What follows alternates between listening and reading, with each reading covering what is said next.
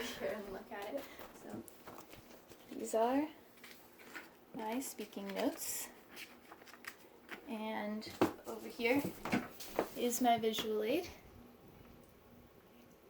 And these are my audience members. This is my sister Sarah, my mom, dad, my grandma, and my Aunt Elle. Oh, Amy, turn it towards your face for a second. My face. I can't do that.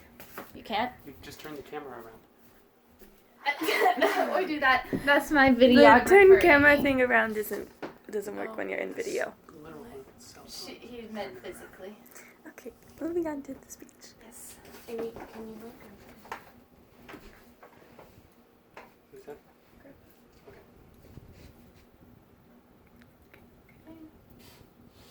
All right. That's back where they're supposed to be.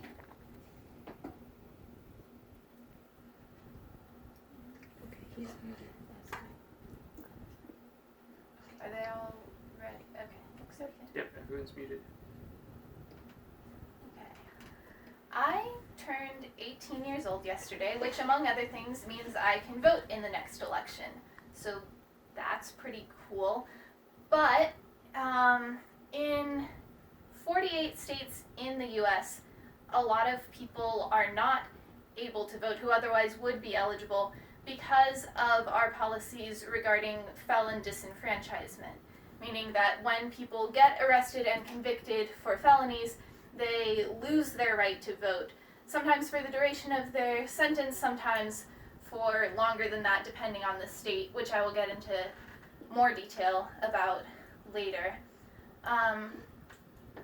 Today, I'd like to spend a few minutes trying to persuade you that we shouldn't keep these policies of felony disenfranchisement, and to do that, I'm going to discuss what our current policies are, discuss how they challenge the ideals of democracy that we have, and the way that they feed into a lot of potential corruption.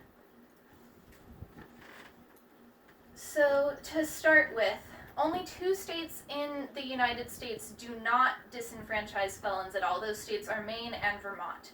16 states disenfranchise felons and restore those voting rights after the sentence ends. 3 states restore rights after the end of parole. 17 states restore those voting rights after probation. And 4 states, including Virginia, do not automatically restore voting rights and require an individual petition after the end of the sentence to get those rights back. All of this information comes from publicly available laws, and it was compiled by the group The Sentencing Project. All in all, that adds up to 2.47% of otherwise eligible voters in the United States are not able to vote because of these felon disenfranchisement policies. And that information comes from U.S. Census data that was compiled by civil rights activist Christopher Uggan. So now that I've explained some of the current policy, I want to talk about how that conflicts with some of the ideals of democracy that we have. Because our democracy is based on the idea of giving citizens a voice in who represents them and who makes the laws, who runs this government. The United States Census counts prisoners towards an area's population with regards to how much representation that area will get in terms of House representatives and legislators and other positions, but those citizens can't vote because of this felon disenfranchisement. And they also do pay taxes when they're eligible, if they're making enough income to qualify for that. And during the American Revolution, no taxation without representation was one of the core ideals and slogans of that movement. But it's one that we're still perpetuating with this system that we have now. A lot of people will argue that felons have shown through their actions that they have poor judgment and therefore shouldn't be able to vote. But a lot of people have poor judgment, and it's not necessarily like a strict dichotomy there. It's not you have good judgment or you are a felon. And that ideology doesn't take into account things like wrongful convictions or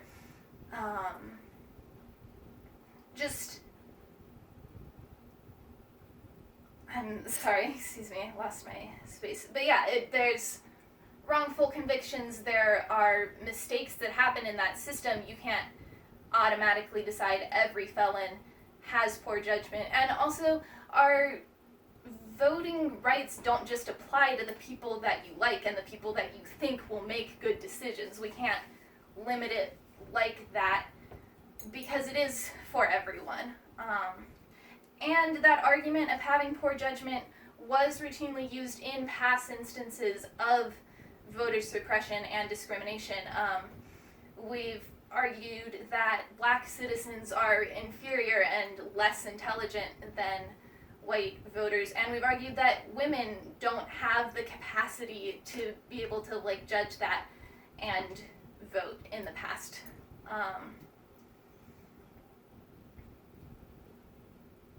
Finally, on this point about democracy, our country has a long history of suppressing black voters. We've had Jim Crow era laws, we've had poll taxes, we've had more recently a lot of black voters just being automatically flushed from the registration system.